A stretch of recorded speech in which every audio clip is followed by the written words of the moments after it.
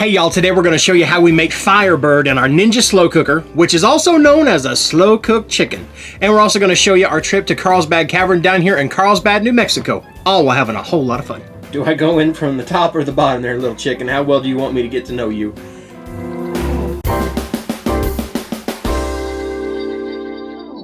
Hi, welcome back to another edition of Cooking Chris's Dishes with the good old boy, where we're cooking up dishes straight from recipes that Crock.com, my beautiful wife's cooking blog, and we're cooking from our camper kitchen right now in Carlsbad, New Mexico.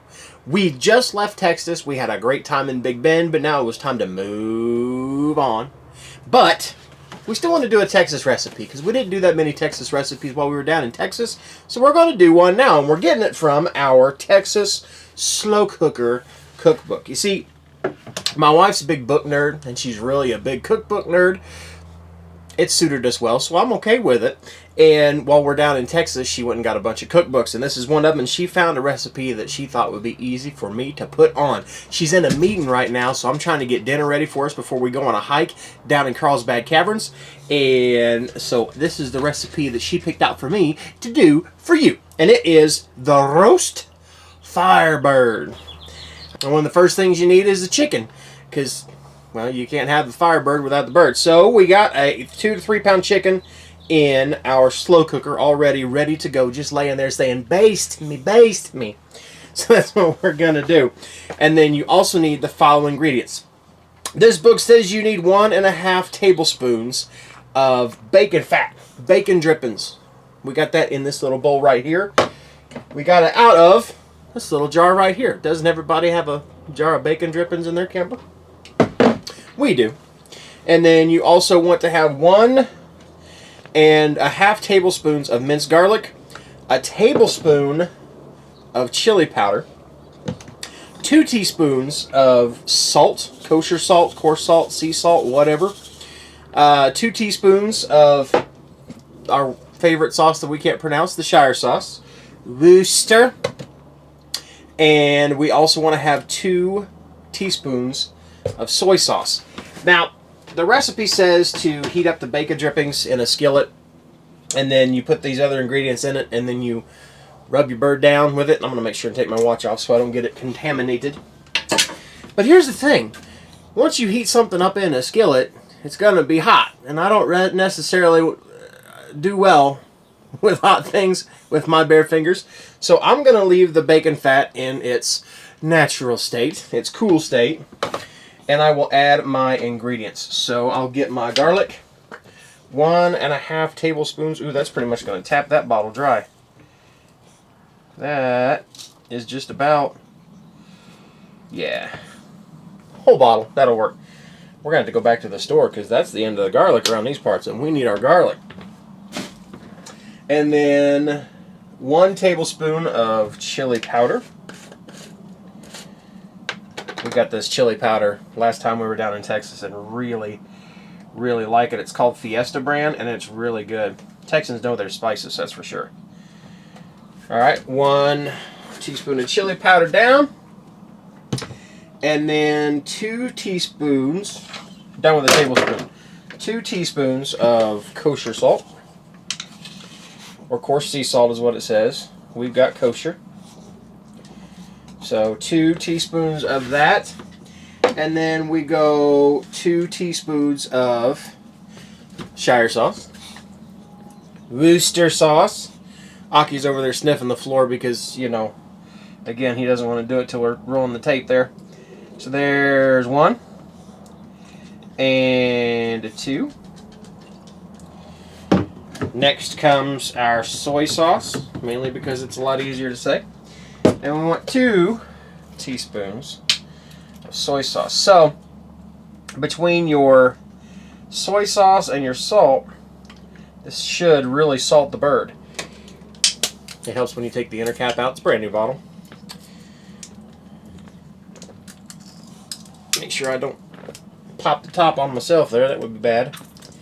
I'm going to stain my shirt before we go out running around in Carlsbad Caverns today. Y'all ever been to Carlsbad Caverns down in New Mexico? I haven't, so I have no idea what we're getting into, but if it's anything like the rest of this trip's been, it's going to be exciting. It's going to be fun. 1 teaspoon. And 2 teaspoons. Alright. That's your ingredient list. Now I will take me a fork. And I'm just going to take this and make a paste out of it. Now, one thing that it did say to do was to coat your slow cooker with some of the bacon fat. But we're using a non-stick Ninja, so I'm not really worried about doing that. And that way I can use all this bacon fat to get all over my chicken. Oh man, that chicken's going to be good. It smells so good. Those flavors together. I like anything with soy sauce and the Shire sauce. Those flavors together are some of my favorites. And then you mix it with that chili powder and that garlic and that salt. Oh. And then, of course, bacon. Because bacon makes everything taste better. But let me get my lid off of my chicken that's been so patient. Thank you for being patient, chicken. And then what I want to do, you want to take this paste that's on there and you want to put it on the underside of the skin and massage it on the meat. You don't want to tear the skin because you want the skin of the chicken to actually hold that paste in, and then I'll take the rest of it and put it on the outside of the chicken. That's also going to make it really pretty. So, do I go in from the top or the bottom there, little chicken? How well do you want me to get to know you? Oh, let's see what we got here for flesh. I might be... No, it's gonna... I'm going to go from the bottom side. Sorry, I'm going to goose my chicken here. But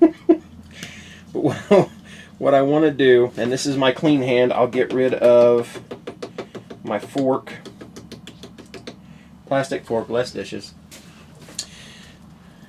I want to take my finger and just run up underneath the skin, going from his backside, and try to get to where I can open it up all the way, right there by the spine of the chickens where it's really the tightest, where it's really secure. There's a layer of fat right there, which is good. But that's where you got to get in behind and kind of pull up on the spine right there. Again, you don't want to tear your skin. There we go. I single-handedly just went up the backside of a chicken. Never thought I'd be saying that to anybody on camera or off. Alright, so we've got the skin separated from the chicken. Now I'm just going to get my hands dirty here. I guess I could use both hands because I'm not going to touch anything else until I hit the sink. So we're going to do like this. We'll hold the chicken open with this hand. And I'm just going to take some of the paste, get my hands dirty. Here we go. Put her in there. Like that. Now I want to make sure not touch anything else until I've washed my hands, because you don't want to do that cross-contamination. So I'm going to be very gentle while I do that. I want to see if I can get on his legs as well. Right in there. Just kind of slide that under there so it really soaks into the meat itself. Really flavor that meat up. Do one more scoop over here. And then I'm going to save the rest of that for the outside of the bird. But now I'm going to close him back up. His body is all coated on the inside. And what I did is I shot down there and I tried to reach in that skin to also put that meat on his breast, because you want to do this breast side down. What I want to do next, let me close that skin up. I'm going to flip him over. And I'm going to separate his skin again here, because I also want to make sure that seasoning gets on the breast of the chicken. Again, try not to tear your skin, but just get it separated away from the meat. And I'll go one swipe in here, and I'll take the rest of it and put on his skin. There we go. All you're doing is just putting some seasoning down there. It smells really good in here right now, just the way those flavors are mixing together the way they are. This ought to be an amazing, amazing dish tonight. I'm hoping so, because I'm betting we're going to be hungry. Now, I want to go breast side down, because breast meat is what's going to dry out the worst, being a white meat. And so what I want to do is to make sure any of the juices that come down through the chicken go down through that chicken breast in order to try to keep that breast as juicy as possible. And doing it in a slow cooker is the way that we always recommend it, because it always seems to make that breast meat a lot juicier and not as chewy. But all I want to do now on the top of the chicken is take the rest of my spices, the rest of my paste for my Firebird, and just put it on the top. Gently put that in the sink. And then just give your chicken a back rub. Just give him a little back rub. Make him feel good. Let him know he's going to be helping out the family tonight. And frankly, you've made your chicken uncomfortable by going up his backside and goosing him. So just kind of rub his back, you know. Let him know how you feel about him. Maybe you don't need to go into that much detail about it. Just rub the paste on your chicken. Just like that. And then one last thing you need to do is say, "Chicken, you smell good." Because it do. So now I'm going to rinse off my hands. Get that stuff off of there. And then I'm going to go back and wash my hands. Keep my hands down in the sink again. You don't want to splash this stuff around. You're messing with raw chicken, y'all. You got to be safe. Ooh, and that water is hot.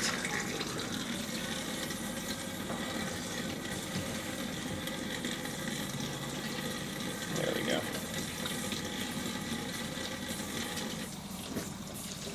Yeah, I didn't really turn on the cold water there too good.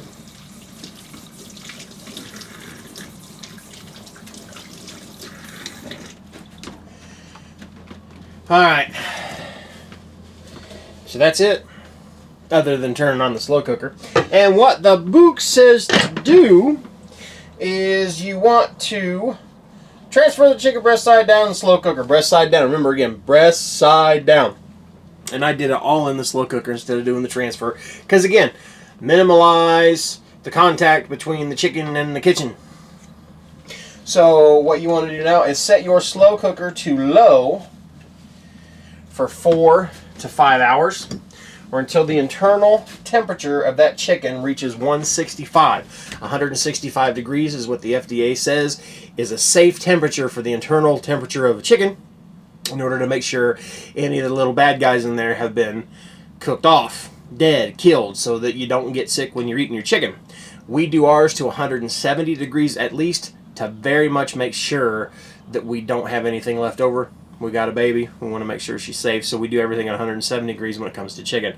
But I'm going to set my chicken, turn her on, slow cook low for, we're going to go 5 hours. Because this thing's going to then turn into warm. We might not be back at 5 hours, but it'll cook for 5 hours, and then it'll stay warm. Keep that chicken nice and warm for us. Right now, we're going to show you our trip to Carlsbad Cavern. I got my fingers crossed that it's going to be a good time, because this is something I've always wanted to see since I was a little boy, and we're going to show it to you in 3, 2, 1. Are you going to be nice now? No. No? I haven't eaten my bar yet. Here. We will feed you one way or another.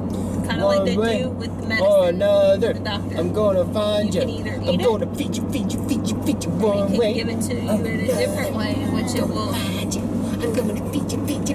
in your bloodstream quicker. Come on, let's do this. We got to taste. We got people to entertain. Drop the bar, really. Way to lower the bar, Mike.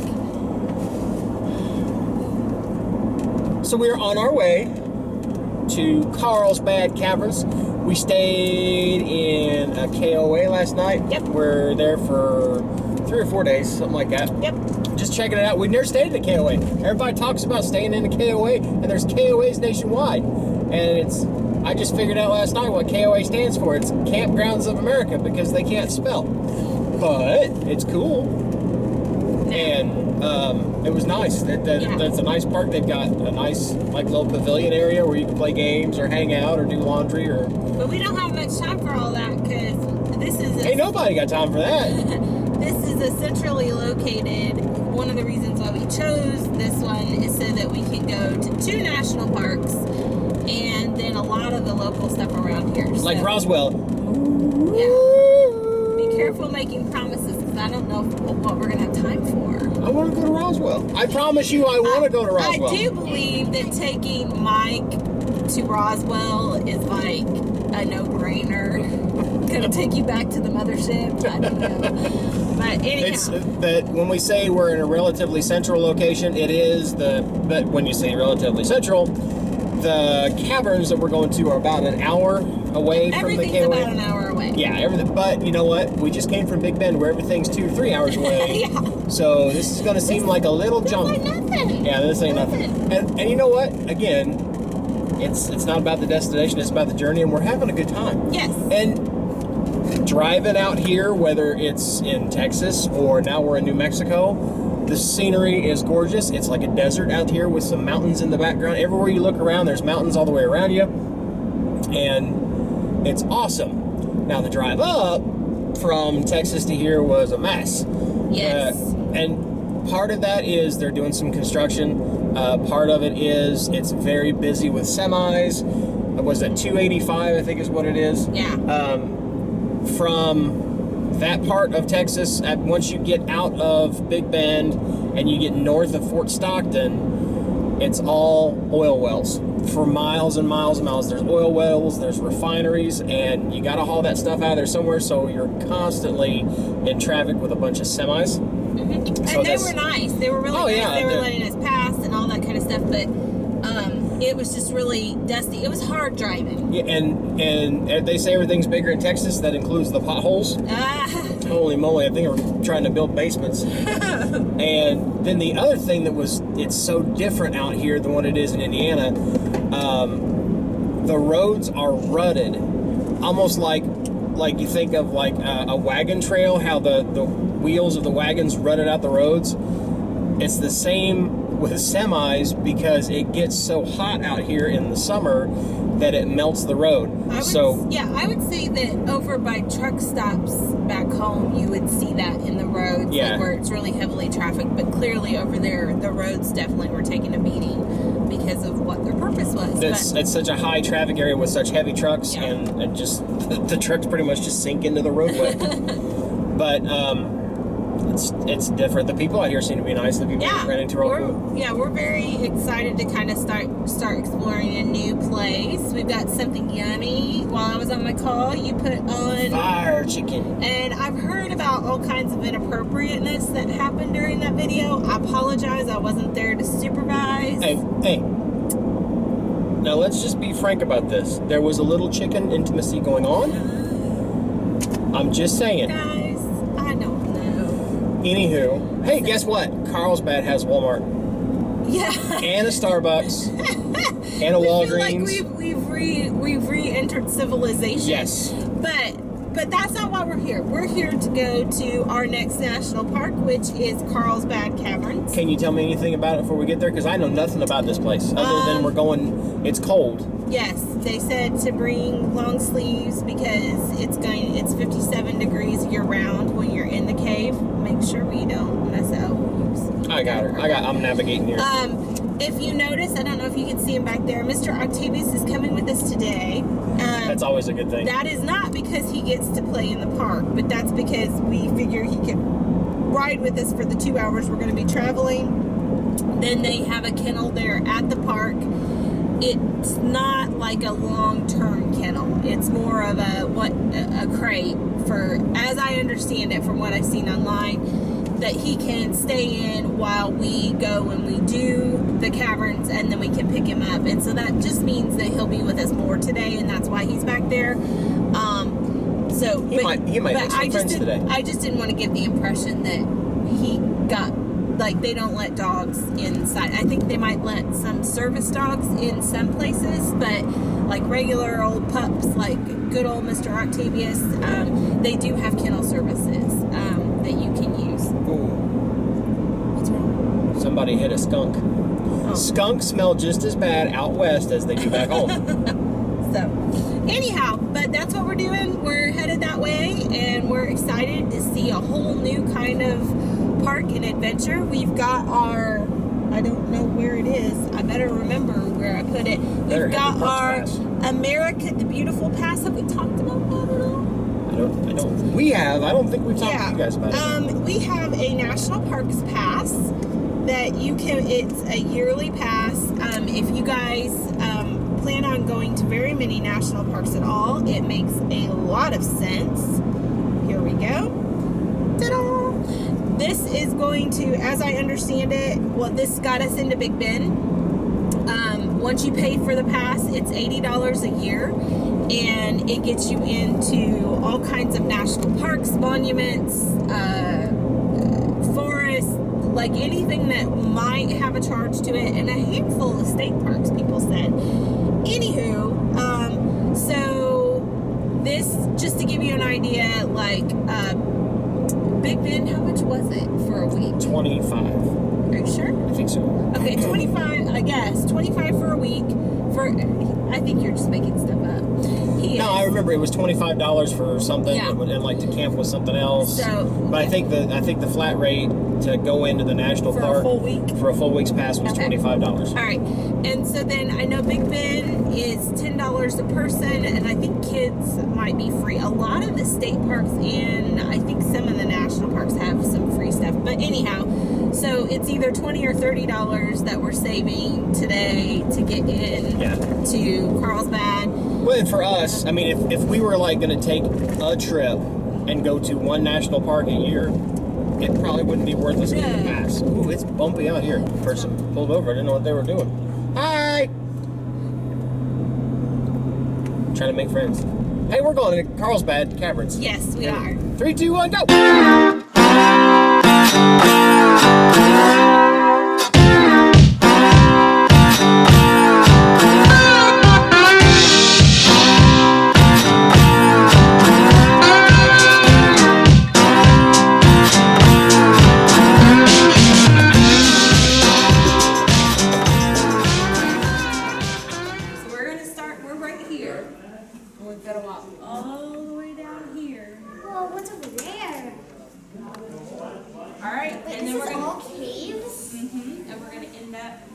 Wow. So we better get going. Oh, we gotta get back. Are we going big room and then looping around back to the elevator? How are we all supposed to fit in there? It's so small. Zoolander reference. Anybody? Come on. I'm trying. My purse is holding me back. Purse is holding. I'm sticking to the ground. Help.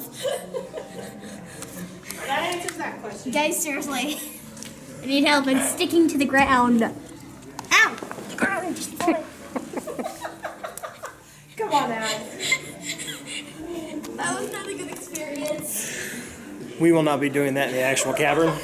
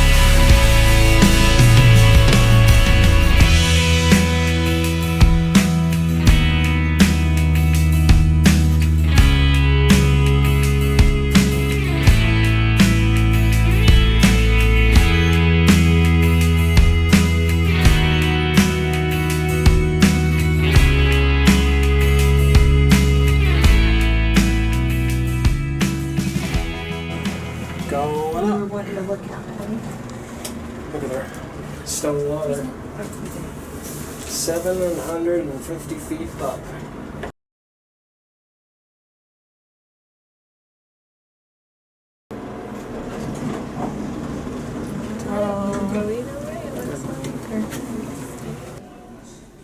Finishing up a ranger program. How you doing? Stay on the trail. Did you do that today? Yes. Good. I did on this today. Okay, all Well, right. what can you tell me? What do you remember from your trip? We saw like columns, stalagmites, stalactites. Yeah, now here's the quiz. Which ones are the stalactites? Left. Stalactites are on top, stalagmites on the bottom. That's perfect. And what are columns? Columns are when stalactites and Go stalagmites. through Carlsbad. Awesome. Up Perfect. to a little town part of All right, this looks good to me. And then it'll get There's on a little State Road 82. Yes, thing ma'am. back here. Yes, ma'am. So you're currently here, 6218, Say the 28. 285. Sorry, I'm looking at it upside down. All right. So, Why don't you go ahead and write your name right there on that line? So come up here, and there's going to be a chevron at the All right, intersection. Abby, and there's with one McAllister's Deli final there. step. So if It'll you be would, on the left. raise your right hand. Turn, take Repeat the after me. road, As a junior ranger, As a junior ranger, I promise I promise to continue to explore my national parks Yes, ma'am. and share what I learned And that's the closest with town to others. White Sands, which is right here. Congratulations, Abby. Really cool thing. There's your junior ranger badge. You're welcome. As you descend the mountain. Keep the books. Good job, junior ranger. So what do you think, Addie? it was fun. It was fun. No bats though. No bat. No bats. We found out they won't show up until late spring, around late March, early April. And then they said there's a really cool show at night when they come out to feed. But that's not until, did they say Memorial Day? Yeah, around Memorial Day weekends that's when it gets really exciting around here. Right now, all the bats are vacationing in Mexico, And, except for this bat. Except for Addie. except for Addie's bat. Yeah, but we're driving over the top of this giant cavern below us, and some places the ceiling is hundreds of feet up, and they said it's 14 football fields wide, and Massive. just huge. Like one of the caves that you don't explore that they have explored says goes on for like 100 miles. What we were joking with Addie is, like, I grew up near Moringo Cave, which is a small cave in southern Indiana. So I've always been used to like going like on field trips and stuff like that. But Addie's never been to a cave, so her first cave was kind of a Big. massive Kind of a big deal. experience. Like literally massive. So It was just amazing how over time, just a little bit at a time, how those giant columns formed. And speaking of which, just a little bit at a time helps you meet your goal. What big anniversary are you celebrating, Mr. Goode? Honey, our anniversary is not until May. Not us. Oh, but I remembered. What I'm referring to, Mr. Goode, is yesterday was 365 days of what? 365 days ago, I quit tobacco. Woo! That's a year Happy for. anniversary, Dad. Thank you. Yeah, that's a year for all y'all who don't know how many days are in a year. But yeah, and then the cool story about that was I still chew the gum, mainly just because I like the gum. It tastes good. But I stopped at a Walgreens in town last night, and I told the clerk what I wanted, and the guy behind me, I mean, evidently it's a universal sign that you quit tobacco whenever you chew on nicotine gum. The guy said, "How long you been?" And I'm like, "What do you mean?" He goes, "How long has it been since you quit?" I said, "Oh, it was a year today that I quit chewing tobacco." And he's like, "Man, that is so awesome." He goes, "I've tried everything to quit. I've really tried everything." And I bought my gum, and I told him, I said, you know, I've tried so many different ways of quitting, and it was prayer and tobacco, or it was prayer and gum that did it. And I just reached in the box and gave him a strip of the gum and told him to try it out. So, buddy, if you're watching, I didn't even get your name, but I hope it worked. I hope it helped you out a little bit, that you can quit, because if you start something, if you want to, how did I put it yesterday? I was telling my friends that if you want to quit something, start today. If you want to make yourself something better than what you are, start today, and you'll be grateful for what you see in a year. And just like those caves, drip, drip, drip. And drip, drip, drip. I quit. I quit my dip. But now, I know a lot of that video was either really dark, or I don't know how much. I'll have to see the footage to know exactly what we get to show you of it.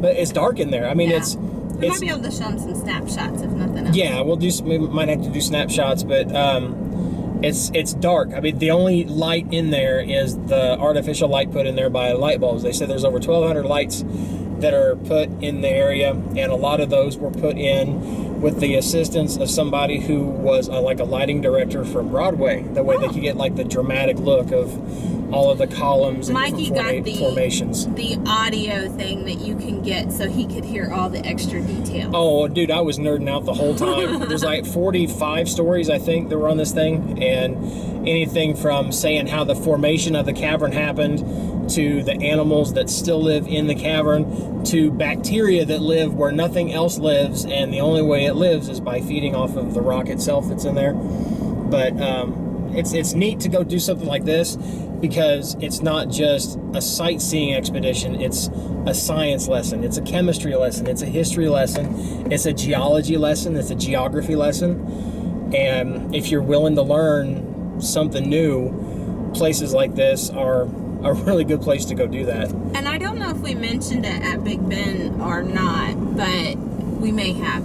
But each national park also has a junior ranger program for your kids, and so depending on your kids' age depends on what activities they have to do. And so Addie is now officially a junior ranger at 2 national parks, and so she did, and it takes them through the science and all the different kinds of things depending on what the park is known for.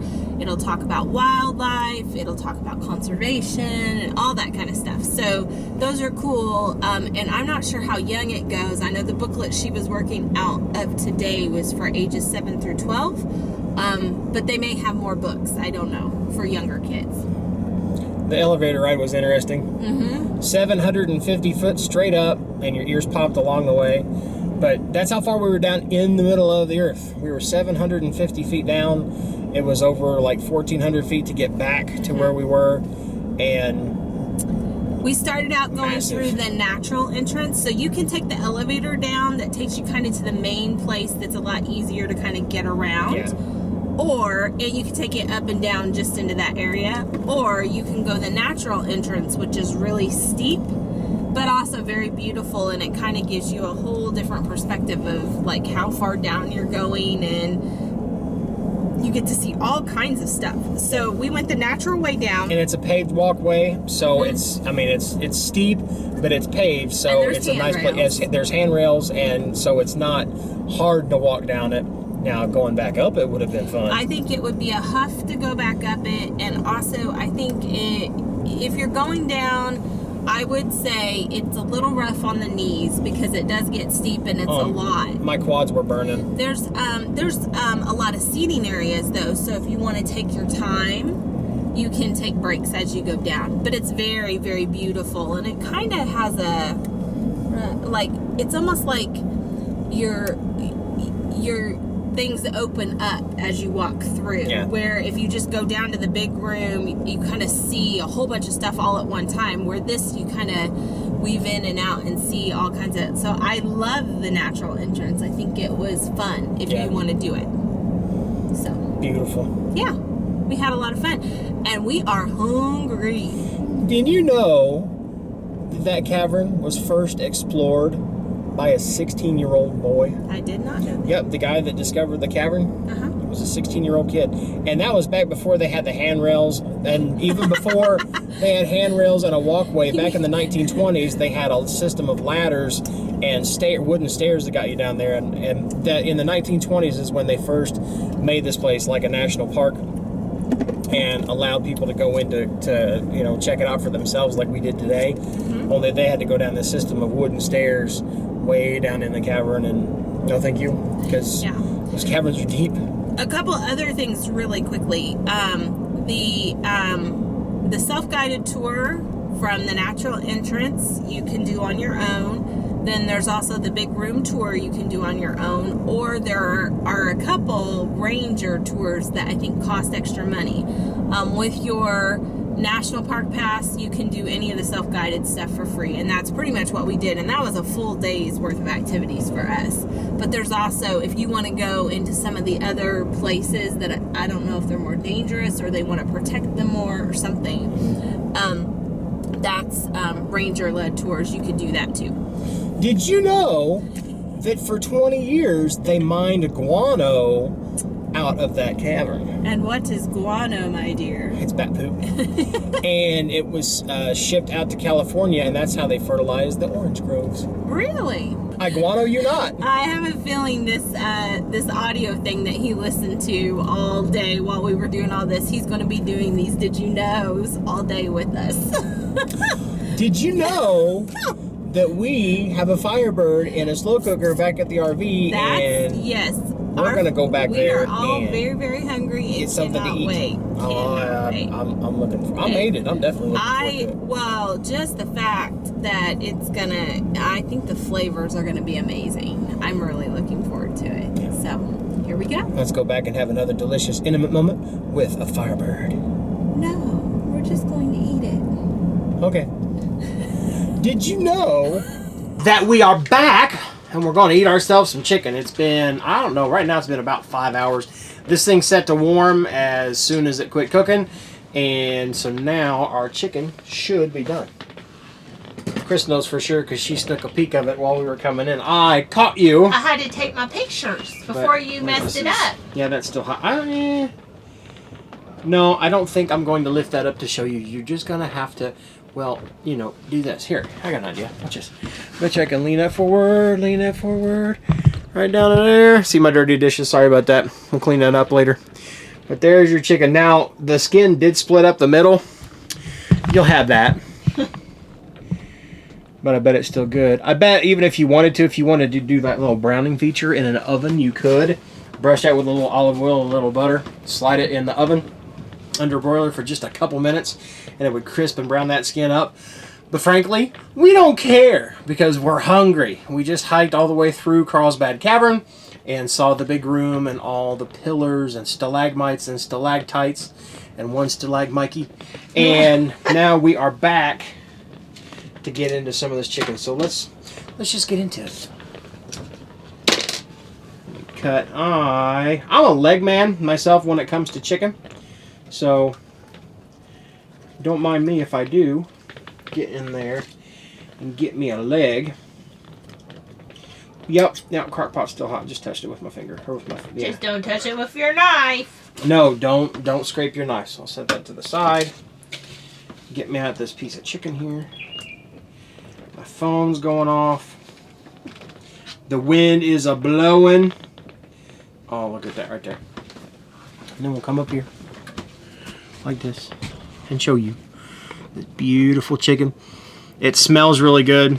All those flavors cooked really well into the chicken for a good smell. Let's give it the old taste test.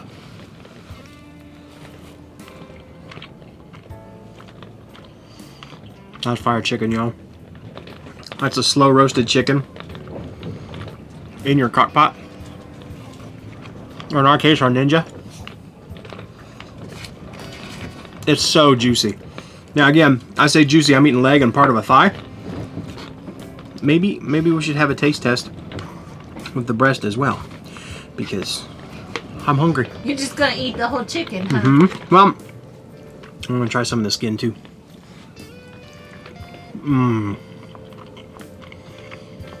So, the flavors from that paste that we made, put on the top and underneath the skin, so both sides of it captured all that flavor. You know what? I am going to find out about the breast, because I want to know. And somebody's going to ask and say, well, how's the breast side of it? Yes, I know I just used my fork that I'm eating with, but I would imagine there won't be much of this chicken left over. Oh, wow. It's falling apart. Here's some good news. I tried to flip the chicken over, and it started falling apart. This is breast meat. This is the outer breast meat right here. And it was falling off the bone. That's a good sign. Oh my gosh. Oh my gosh. So that breast meat, you go breast side down with your chicken. All those juices that came out of the chicken, that breast meat's soaked in it all day long. And it's delicious. That's nice, dear. I'm getting a look. You might let us. Because I'm sitting here eating the chicken and my wife and kid are hungry too. So, we're going to end it right here. Wait. Now we're going to end it right here by asking you if you like these videos. If you like what you see, whether it's a man chewing his food, or our discoveries in Carlsbad Cavern, or our discovery with an awesome chicken recipe that we will continue to use from now on. Give us a like down below. Also, if you haven't become a member of the Crock Posse, please click that little subscribe button to become a member of our Crock Posse. Click the little bell next to it, and that'll let y'all know anytime that we upload a new video, whether it be a cooking video, an exploration video, maybe something goofy from the family. Who knows what you'll get, but I can promise you we'll have a whole lot of fun. And, like we say around these parts, laugh often, Eat good food. and speak life. Bye, y'all.